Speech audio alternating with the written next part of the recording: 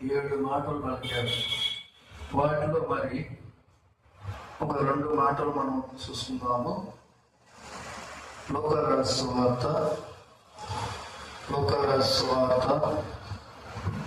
23వ అధ్యాయము 34 నుంచి చదవండి. 34. యేసు, తండ్రి, వీరేమి చేస్తున్నారో వీరు ఎరుగరు కనుక వీరిని క్షమించమని చెప్పాడు. మరి ఇది శిలువలో పలికినటి మాట. ఏం చెప్పాడు ఆయన? అయ్యా తండ్రి, వీరేమి చేస్తున్నారు వీరు ఎరుగరు గనక వీరిని క్షమించమన్నాడు. ఆయన క్షమించే దేవుడు, క్షమాపణ ఇచ్చేవాడు. అదే 46 రోజులు అప్పుడు రమారమి అప్పుడు యేసు గొప్ప శబ్దంతో ఎగవేసి, తండ్రి, నీ చేతికి నా ఆత్మను అప్పగించున్నానని చెప్పి చూసారా? మనకి ఇంకా 5 సంగతులు ఉన్నాయి, కానీ ఈ 2 మాటలు మనకు ఎంతో ప్రాముఖ్యం. ఏంటో మాట? మొదటి, తండ్రి, వీరేమి చేస్తున్నారు వీరు ఎరగరు, వీరిని క్షమించు. 2వది ఏంటి? తన ప్రాణమును అప్పగించాడు శిలువలో. నా ఆత్మను నీకు అప్పగిస్తున్నా చెప్పి తండ్రి తనని అడిగి ప్రాణములు విడిచాడు.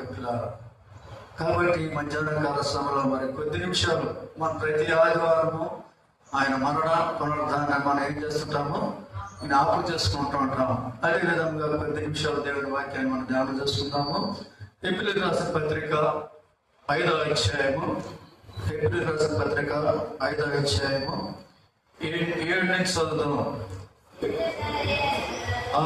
శరీరధారైన దినములలో మహారోదనముతోనూ కన్నీళ్లతోనూ తను మరణము నుండి రక్షింపగల వారికి ప్రార్థనలను యాచనలను సమర్పించి భయభక్తులు కలిగి ఉన్నందున ఆయన అంగీకరింపబడను. శిలువలో మరి ఆయన కుమారుడు కూడా ఆయన ఏం కనిపిస్తున్నాడు? మనకి మాదిరి చూపిస్తున్నాడు. శరీరధారైన దినముల్లో మహారోదనముతోనూ కన్నీళ్లతోనూ ఏం చేస్తున్నాడు? యాచనలు సమర్పిస్తూ ప్రార్థనలు సమర్పిస్తూ అందరికీ అడుగుతూ ఉన్నాడు. కాబట్టి ఆ శిలువలో ఇప్పుడు శ్రమల వలన మనకి ఏం నేర్పుతున్నాడు? విధేయత నేర్పుతున్నాడు. విధేయత. మనమైతే విధేయత కలిగి ఉన్నాం, కానీ అవిధేయత కలిగి ఉంటాం కదా. అవిధేయత మనం చూపుతూ ఉంటాం. అందుకే రోమాపత్రికలు అంటాడు కదా, రోమాపత్రిక 5వ అధ్యాయం 19 చూడండి. 5:19 ఏలనగా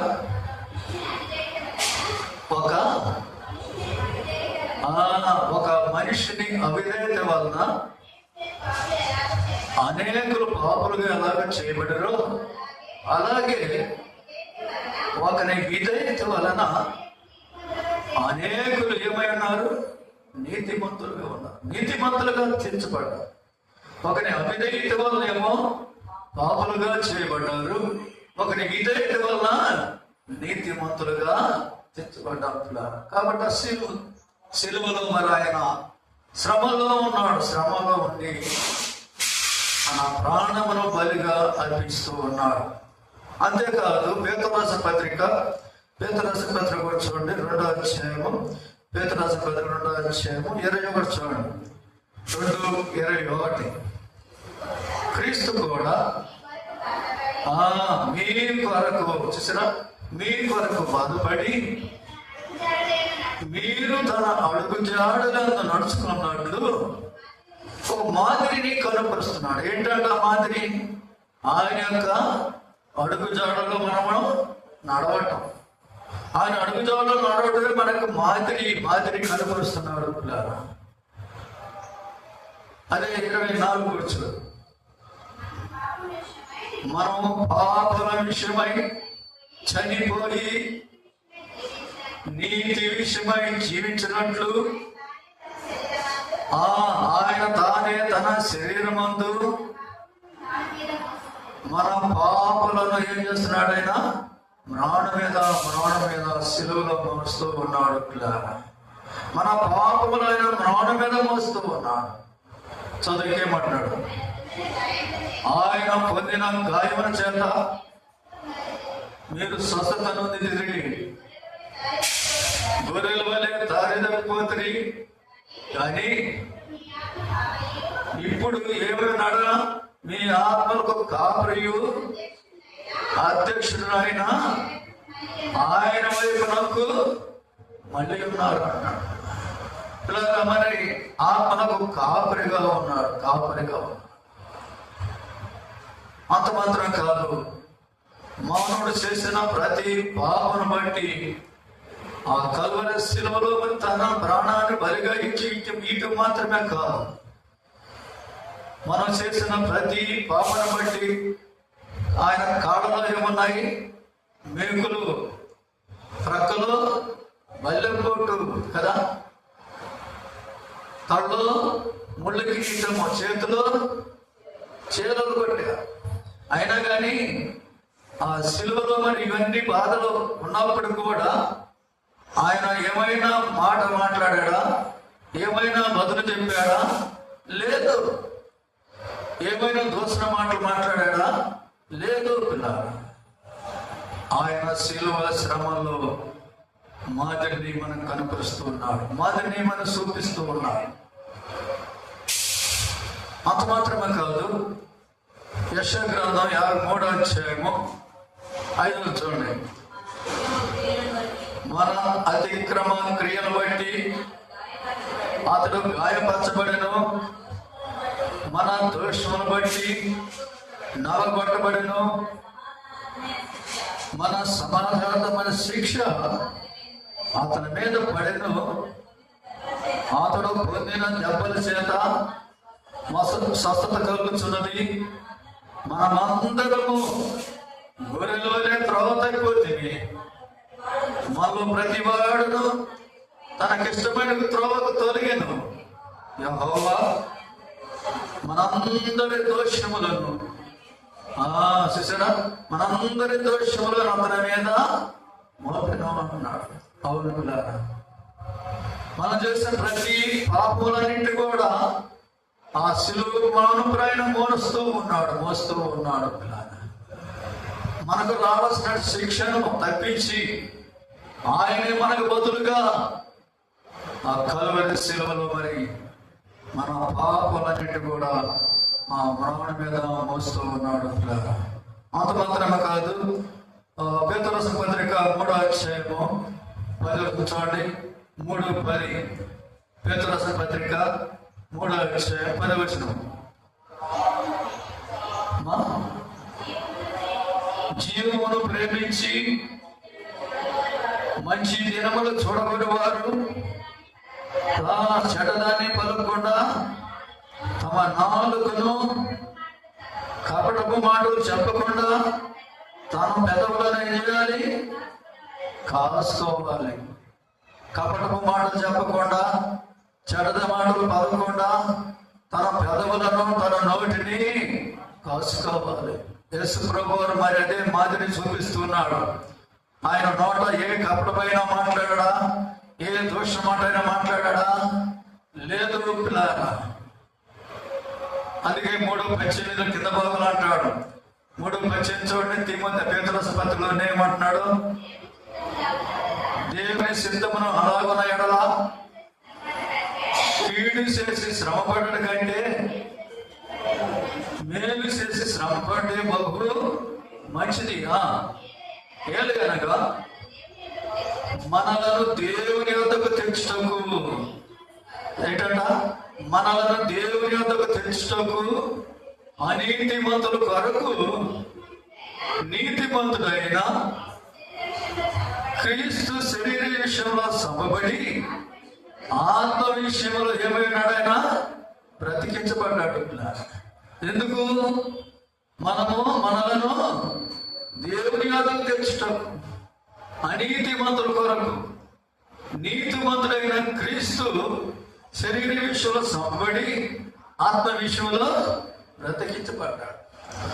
ఆయన మరి సభపడ్డాడు, ఇదనా సమాధి చేయబడ్డాడు, మళ్ళా తిరిగి లేస్తాడు కదా. అలాగైతే ప్రియమైన వాళ్ళారా, శరీర విషయంలో ఒక సభపడినా ఆత్మ విషయంలో ఆయన బ్రతికించబడ్డాడు. ఎందుకంటే ఆయన శక్తిమంతుడు, జీవగల దేవుడు. జీవము కలిగిన వారు ఎవరు కూడా భూమి మీద లేరు. ఆయన శక్తిమంతుడు, సమస్తము ఆయన యొక్క అధికారములు ఉన్నాయి. కాబట్టి పిల్లల మధ్యాహ్న కాల సమయంలో మరి నీవు నేను మరి మనకు రావాల్సిన శిక్షణ తప్పించి ప్రియ ప్రభు కలవరి శిలువలో తన ప్రాణమును బలిగా అర్పించాడు. పిల్లల అంత మాత్రమే కాదు, పెద్ద రాసిన పత్రికలోని 4వ అధ్యాయము మొదటి చదవమా. 4వ అధ్యాయం మొదటి క్రీస్తు శరీరమందు శ్రమపడిన గనక మీరును అట్టి మనసును ఆయుధముగా ధరించుకోండి. శరీరేశ్వరుడు ఏమైనాడు? ఆయన సఫలపడ్డాడు కదా. అదే ఈనాడు మరి ప్రపంచ దేశంలో మరి ఆయన శిలువ మరణాన్ని, శిలువ శ్రమలను ఆయా స్థలాలు మరి ఉపవాసాలు నుండి 40 దినాలు చేస్తూ ఉంటారు. కానీ ఇలారా శిలువలో మరి ఆయన మరి శరీర విషయంలో ఏమైనాడంట? సఫలపడినా అట్టి మనసును ఆయుధముగా ధరించుకోవాలి. ఏ మనసు? ఆయన కలిగిన మనసు ఎలాంటిది? ఆయుధముగా ధరించుకోమంటున్నాడు. చూడండి ఫిలిప్పీయులకు రాసిన పత్రిక 2వ అధ్యాయము 5వ చూడండి. 2:5 క్రీస్తు యేసుకు కలిగిన ఈ మనస్సును చూసారు ఎలాంటిది ఆయన మనస్సు? ఇందాక ఏం చెప్పాడు? క్రీస్తు శరీర విషయంలో సఫలపడ్డాడు కదా. అయినా అట్టి మనస్సును మనం ఏం చేయాలి? ఆయుధముగా ధరించుకోవాలి. ఇప్పుడు ఏమంటున్నాడు చదువు? క్రీస్తు యేసుకు కలిగిన ఈ మనస్సును మీరు కలిగినది ఆయన దేవుని స్వరూపం కలిగిన వాడయుండి దేవునితో సమానముగా ఎడుట విడిచిపెట్టకూడదు భాగ్యమని ఎంచుకోలేదు. కానీ మనుషుని పోలికగా పుట్టి దాసుని స్వరూపము ధరించుకొని తను ఏం చేస్తున్నాడు? రిక్తులుగా చేసుకున్నాడు, గాయపరుచుకుంటున్నాడు. మరియు ఆకారమందు మనుషులుగా కనబడి మరణం పొందినందుగా, అనగా శిలువ మరణం పొందినందుగా ఇదైతే చూపిన వాడే తాను తగ్గించుకున్నాడు. అది ఆయన ఉన్నట్టు గుణలక్షణం. ఏంటిది చెప్పండి? తాను తగ్గించుకోవాలి. అంటే మనసును మనం ఏం చేయాలి? ఆయుధముగా ధరించుకోవాలి. అదే మనకు కావాల్సిన విశ్వాసం. ఆ మనసు మనం కావాలి. తగ్గించబడిన జీవితం కలిగి ఉండాలి.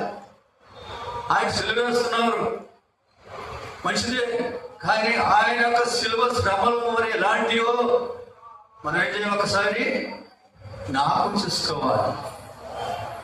క్రీస్తు కొరకు మీ కొరకు బాధపడి అన్నాడు. మీరు తన అడుగు జరగడంతో నడుస్తున్నట్లు మీకు మాదిరిని కనుకొస్తున్న అదే మాదిరి తగ్గించబడిన బిడ్డలుగా ఉండాలి పిల్ల. అందుకని నా పాపను బట్టి ఆ ప్రియ ప్రభు ఆ కల్వరి శిలువలో మరి తన ప్రాణాన్ని బలిగా అర్పించాడు. పిల్లరా, మన పాప బట్టి కాదు, సర్వలోక మన కోటి పాపలన్నిటి కూడా ఆ శిలువ మరణం పైన శ్రమలో అనిపించి తన ప్రాణాన్ని బలిగా అర్పించాడు. పిల్లరా, కాబట్టి మరి అట్టి మనసు మనం కూడా ఆయుధంగా ధరించుకుందాం. ఆయన పిల్లలుగా ముందుకు సాగుదాం. దేవుడికి కొద్ది మాట మనం ఇప్పుడు దీవించిన కాక మరి శ్రమలో ప్రార్థన చేసిన తర్వాత